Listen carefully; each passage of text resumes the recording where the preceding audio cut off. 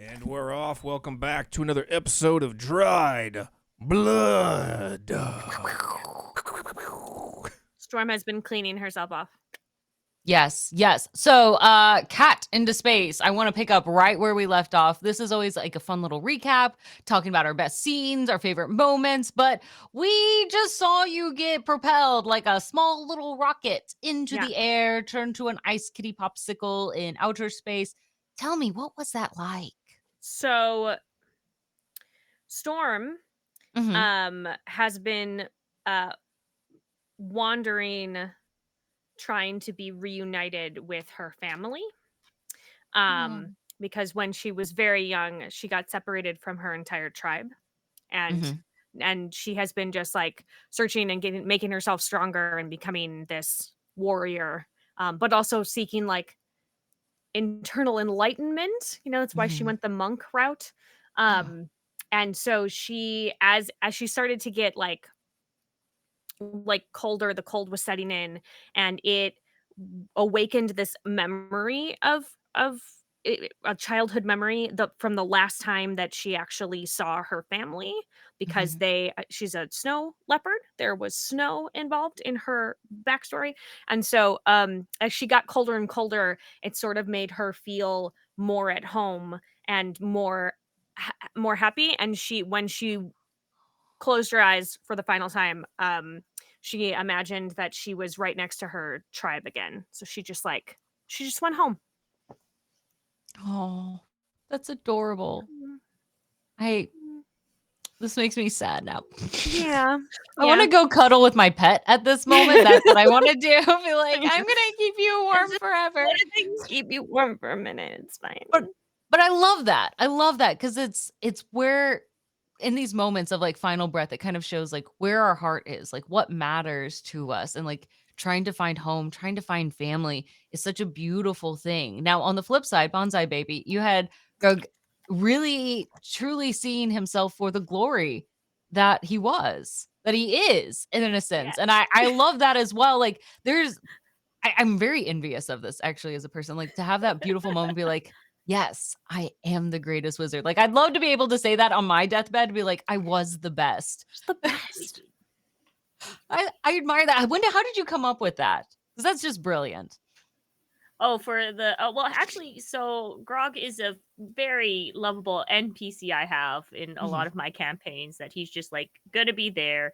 He's just a poor cursed fellow. If I actually do ever play him, I know just how he would be, and it's just like, yeah, he always wanted to be a wizard, but they told him he was too dumb to be a wizard. So, So in any case, the way that the curse that I invented in my head works is just like, no matter what, like even as you saw, he got hit, but he's just like, yeah, it's magic armor, mage armor.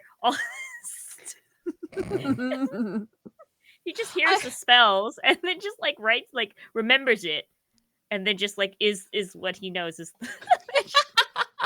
So at any point when he does die, how the spell is going to work, just because of how his mind works, is he'll always have a happy ending. He'll just like pretend that he killed, like in his like death final moments, because it could be a long time. You don't know how death moments are.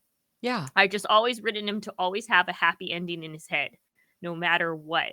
So he will always die with a smile on his face, saying, "I was the greatest wizard."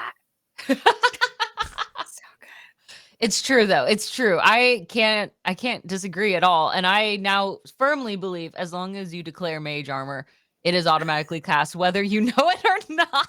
Grug is the Michael Scott of D&D.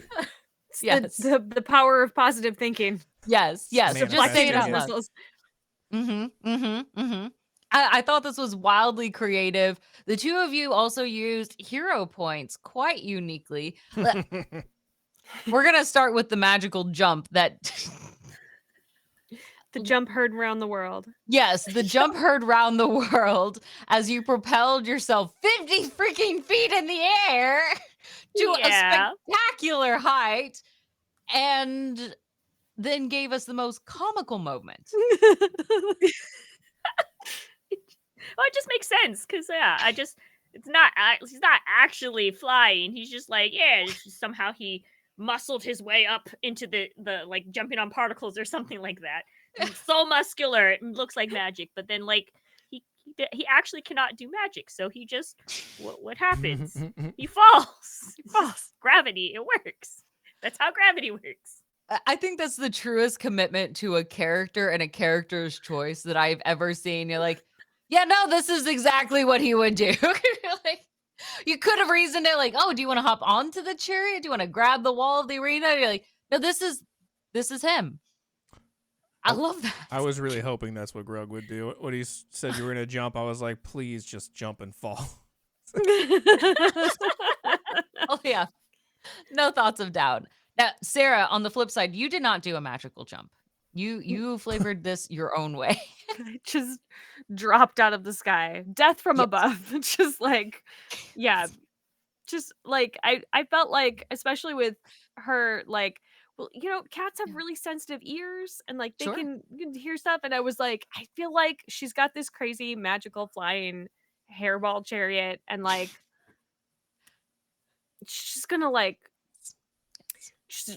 cats like to jump from high, like, like, but you gotta use the extra that you have. Like, we're just gonna thunk down on you. Just Oh, like yeah. and if you, it's very effective to have a cat laying on you. I mean, many people have been late to things because they're like, I can't come. I have a cat on my lap, and now what do I do? I was just playing. I'll just go into that, like, Full lean. I like it. It was- I like it. And what goes up must come down eventually. So eventually. we had magic versus science going on here. It was insane though that you had as a monk against a barbarian, you hit so many times and just had to whittle So him many down. nat 20s. So many. At least three. That's Oh, a big more, I amount. think. I was feel like because Foundry was like, you can't see anything. Yeah. They were Compromise. like, we'll at least give you like really good rolls. Like, you can see nothing, but like you're rolling like crazy. Just trust me, I'm taking care of you. But that's a fair trade-off because, oh my goodness, to take down a wizard of this strength, you would need to. You really absolutely. had to. Every single time in terms of math, this was division over and over again. Divide by two again, because there's always that rage going on. You mean the mage armor? Mage armor. Yes, yeah, the mage. Mage Sorry, the armor. mage armor Correct. that was Or shield. continually in play, or shield, right? Yeah. That it kept chopping it. So you had to do 3-4 moves every single time to make it count for one of Grug's one hits. Yeah. Well, and I mean, monks, like, that's their thing, is that they like don't do a ton of damage, but they just like hit you like 14 times every time they attack. They're just like whack, whack, whack, whack, whack, whack, which feels so much correct for a cat. For a Yeah. cat, yeah. Because cats do that. They just like, I'm just gonna Yes. Oh, is like, Grog just the dumb dog that just keeps talking? The cat. We just need to find a dog versus cat fight, and where the dog is just That does make sense. you're just 'cause like, I love you. Hey, I love you. yes. I love you. You're supposed to be my friend. Love me. It's like, Grug oh was my trying god, to be this is friends, canon. and then that makes total sense, especially when you deceived Yes. him and then just swatted him in the face. I mean, the second time, and I just like, okay. Yes, of course, I believe you. This time it will work. This time they will be my familiar. And I thought that was a hell of a story to present at the beginning that created some great conflict. I thought that was brilliant. How insulting would that be to be like, I want you to be my familiar? Not even apprentice. You're a wizard. You could have offered the position of apprentice. You're like, my familiar. Because you're a cat. Grog's a very simple person. It's cat. It's cat is my familiar. This is how Cats and wizards, they go hand in hand. obviously. Everyone knows it. Obviously. Everyone does. Everyone does. Honestly, this was a spectacular fight. I thought it was adorable through and through. I want to thank the two of you for putting on a very creative fight where I had no idea where it was going to go by the end of this. It's okay, we didn't either. Yeah, I with didn't the know where wild it was magic, going. it goes. I'm like, oh, sure. I think that's just like the wild barbarian is just the new thing. And I'm just like, Yes. yeah, I just roll every time. I just do a different magic.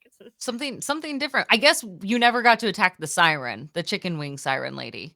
I did That's forget true. about that. Yeah, you did get attacked by chicken wings. Yes. It was too many flavors, too much spices. Too much. It is what it is. Well, we like to wrap these up by getting a last quote, a last piece of advice, or something from either you as a player or as your character, or both. It can be both. What do you want You can to be greedy. impart to the acolytes that watch the deathmatch and are watching at home? Any last words for them, Grung? Seem deep in thought.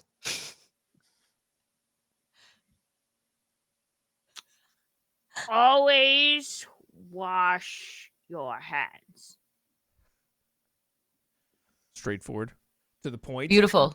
You don't want to dirty those spell books. And Storm, any final words for the acolytes? Is helpful to have knives for feet. Also true. These are 2 good rules of life to live by. Acolytes, remember, wash your hands and attach knives to your feet, and you will live a half decent amount of time. While we all do that, then this week we'll reconvene with knives on our feet, and we'll see you all for the next D20 Deathmatch. Peace.